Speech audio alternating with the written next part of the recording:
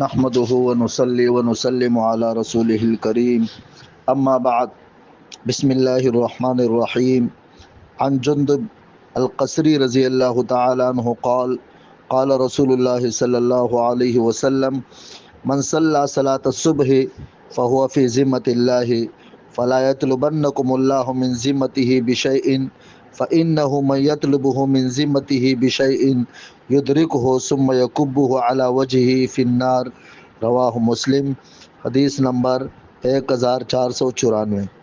حضرت جندب قصری رضی اللہ تعالیٰ عنہ سے روایت ہے کہ رسول اللہ صلی اللہ علیہ وسلم نے ارشاد فرمایا، جو شخص فجر کی نماز پڑھتا ہے وہ اللہ تعالیٰ کی حفاظت میں آ جاتا ہے، لہٰذا اسے نہ ستاؤ اور اس بات کا خیال رکھو کہ اللہ تعالیٰ اپنی حفاظت میں لیے ہوئے شخص کو ستانے کی وجہ سے تم سے کسی چیز کا مطالبہ نہ فرمائے، کیونکہ جس سے اللہ تعالیٰ اپنی حفاظت میں لیے ہوئے شخص کے بارے میں مطالبہ فرمائیں گے، اس کی پکڑ فرمائیں گے، پھر اسے اوندے منہ جہنم کی آگ میں ڈال دیں گے۔ میرے عزیز دوستو بھائیو، فجر کی نماز کی بہت بڑی اہمیت ہے۔ اسی وجہ سے ایک حدیث میں آتا ہے، آپ علیہ الصلاۃ والسلام نے ارشاد فرمایا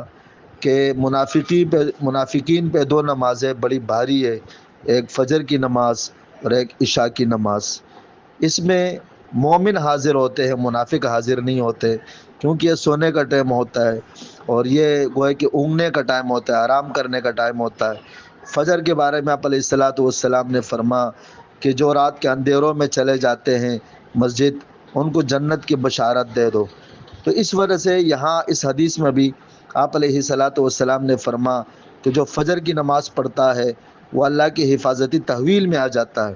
اور جو اللہ کی حفاظتی تحویل میں آ جاتا ہے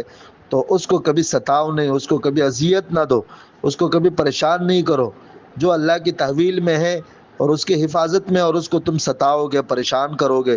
تو اللہ تمہاری پکڑ فرمائیں گے، اور جس کے اللہ پکڑ فرمائیں گے اس کو اوندے منہ جہنم میں ڈال لے گا۔ میرے عزیز دوستو، نیکوکار لوگ، متقی لوگ اور اللہ والے لوگ جو نماز کے پابند ہو اور اللہ سے ڈرنے والے ہو، ان کو کبھی ستانا نہیں، اس لیے کہ جو اللہ کے بندوں کو، اللہ کے اولیاء کو، اللہ کے دوستوں کو، نیک بندوں کو ستائے گا تو دنیا میں بھی اس کی سزا ملے گی اور آخرت میں بھی سزا ملے گی۔ حدیث میں آتا ہے، آپ علیہ الصلاۃ والسلام نے فرمایا کہ اللہ جل شانہ فرماتے ہیں، من عاد لی ولیا فقد آذنتہ بالحرب، جس نے میرے دوست کو تنگ کیا، پریشان کیا، میں اس کے خلاف اعلان جنگ کرتا ہوں۔ اللہ پاک جس کے خلاف اعلان جنگ کرتا ہے تو ظاہر بات ہے وہ تباہ و برباد ہو جائے گا، وہ گھاٹے میں ہے، وہ خسارے میں۔ تو کسی مسلمان کی دل آزاری بھی کبیرہ گناہ ہے، پھر خاص طور پہ وہ لوگ جو اہل علم ہے، اہل تقویٰ ہے، اللہ سے ڈرنے والے ہیں، ان کی دل آزاری سے انتہائی ڈرنا چاہیے، ان کو خوش رکھنا چاہیے، ان کو کبھی تکلیف نہیں پہنچانی چاہیے۔ اللہ ہم سب کو عمل کرنے کی توفیق عطا فرمائے۔